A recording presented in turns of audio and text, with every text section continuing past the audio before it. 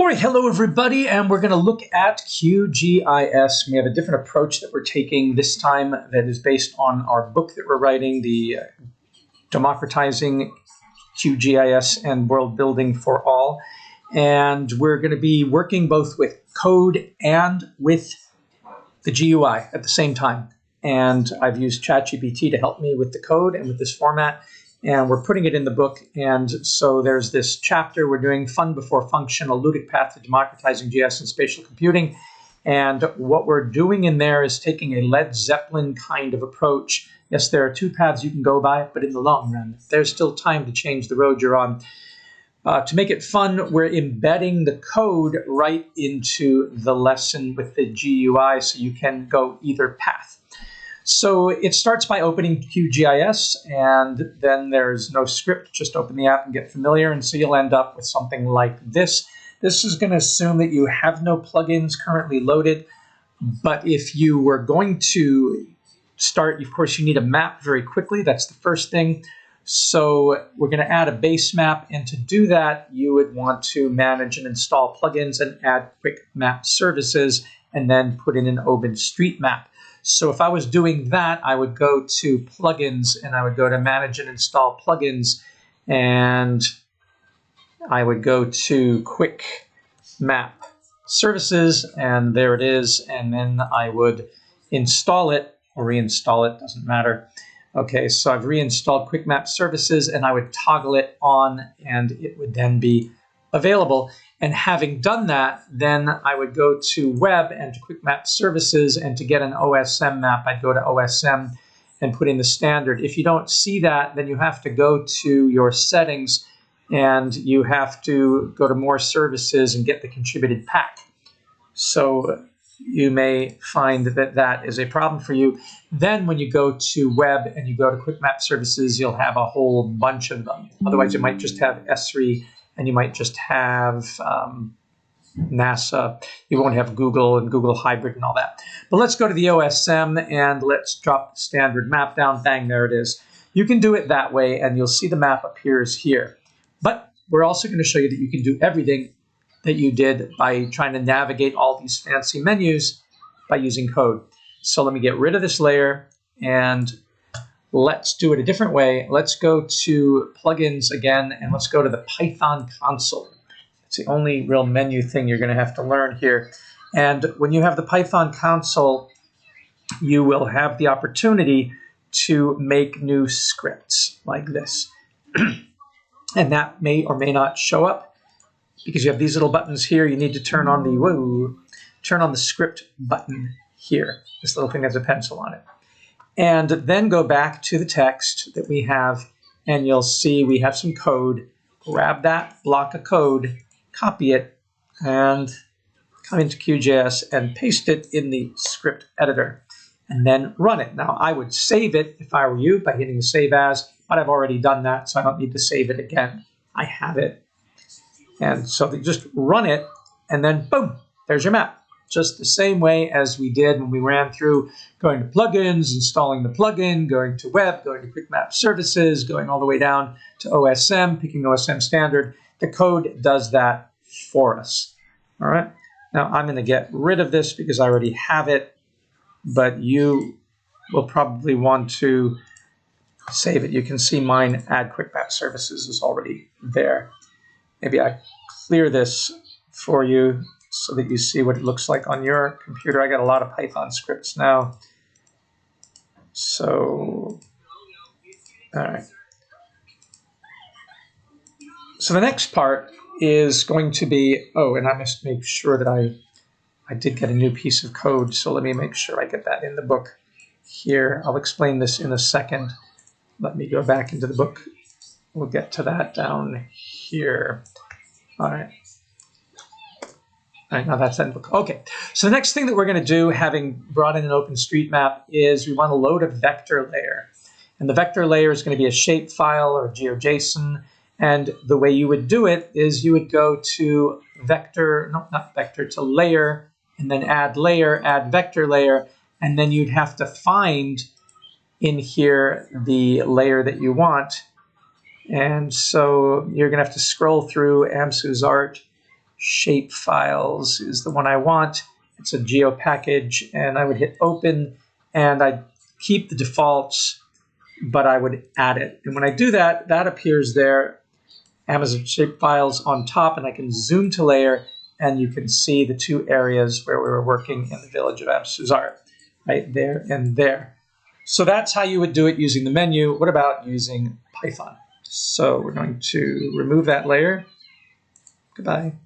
And now we will go to our book, and we will open up the code, replace the path to your file with your actual file path. This is the only thing that gets a little bit burdensome, but it's the same thing you would be doing normally when you're doing it with the GUI. So when I open this up and I post this script in, I have to replace this shapefile with my geo package and give it a name. I do want to leave the ogre in, keep the ogre in the OGR. That's important for it to be able to bring in a vector layer or a raster.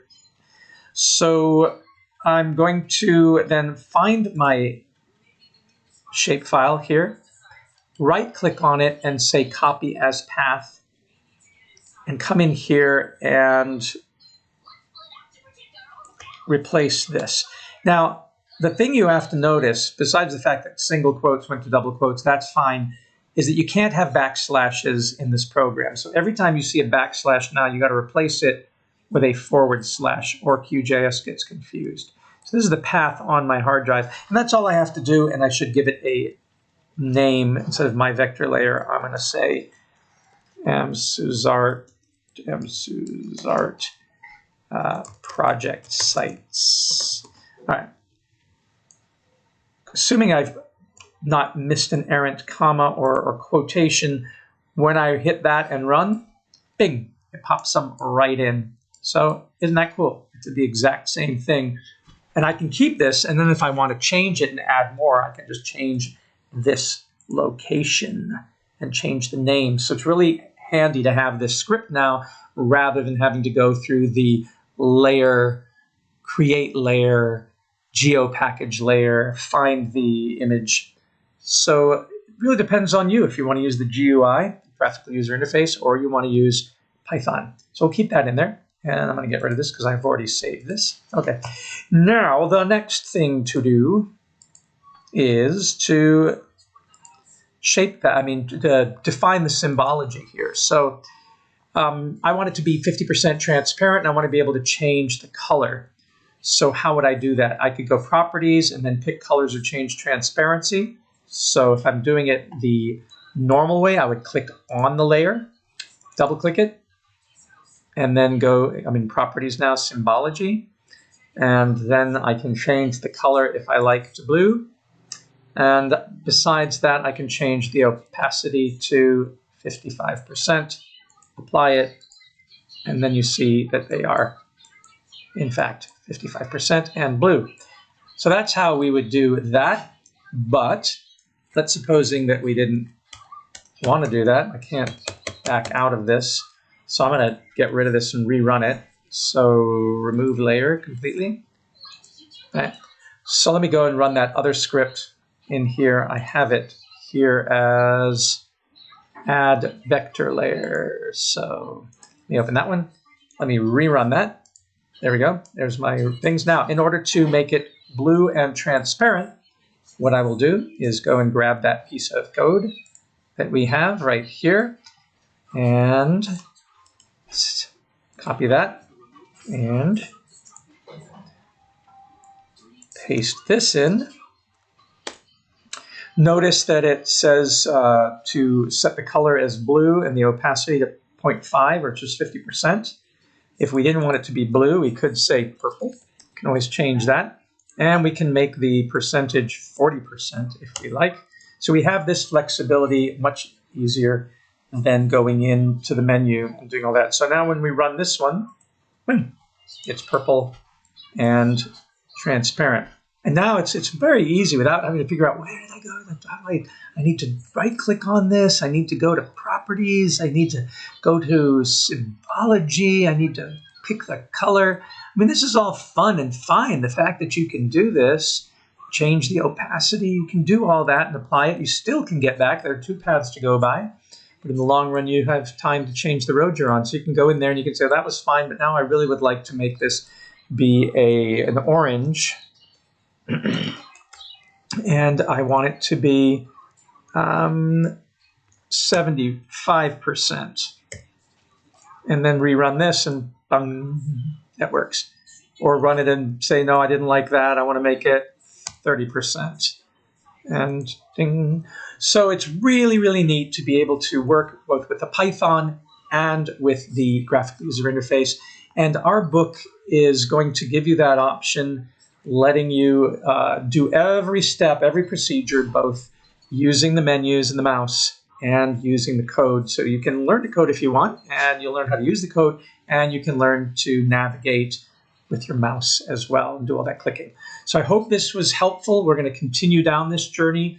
Please join us on this journey. We're about democratizing GIS for all, and we want to make it fun. Thanks a lot for watching. See you in the next one.